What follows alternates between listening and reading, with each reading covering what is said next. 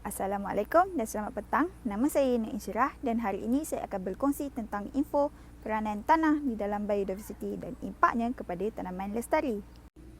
Yang pertama, tanah adalah habitat untuk berjuta organisma. Antaranya ialah mikroorganisma seperti bakteria, kulat, protozoa, cacing tanah dan serangga kecil. Mereka berfungsi untuk menguraikan sisa tumbuhan dan sisa-sisa haiwan lain menjadi nutrien yang kembali kepada tanah.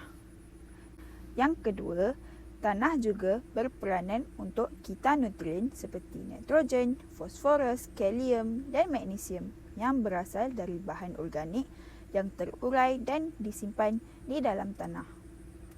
Tanah yang sihat menyediakan nutrien yang mencukupi dan seimbang bagi tanaman tanpa keperluan besar baja sintetik. Oleh itu, kita nutrien secara berterusan penting untuk kesihatan tanah dan tanaman.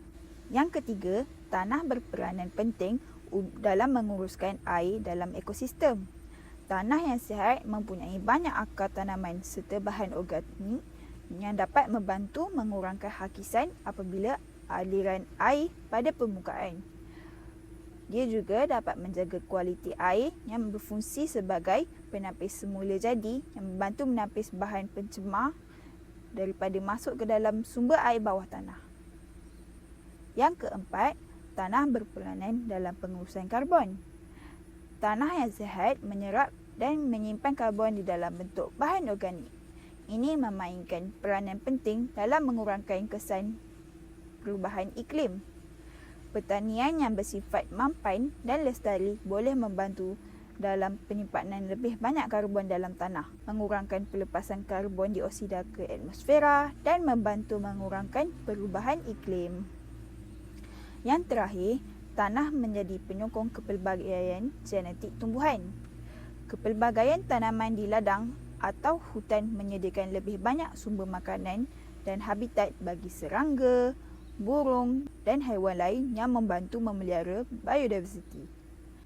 Dalam tanaman lestari, kita mempraktikkan untuk melakukan tanaman campuran supaya dapat menambah nutrien yang berbeza di dalam tanah.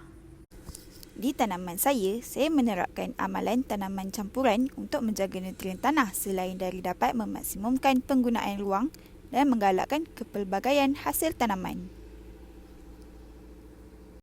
Dengan tanaman campuran juga, saya dapat mengawal serangga perosak, contohnya menanam pokok pudina, kesum, ulam raja, kunyit dengan sayur bendi dan kangkung. Selain itu juga, saya memastikan organisma hidup dalam tanah kawasan saya dengan menyiram air dan memberikan kompos sebagai makanan mereka. Saya juga meletakkan nasi basi kepada tanaman bunga saya untuk menggalakkan mikrobes baik seperti Mycorrhiza dan Bacillus membantu tanaman saya berbunga.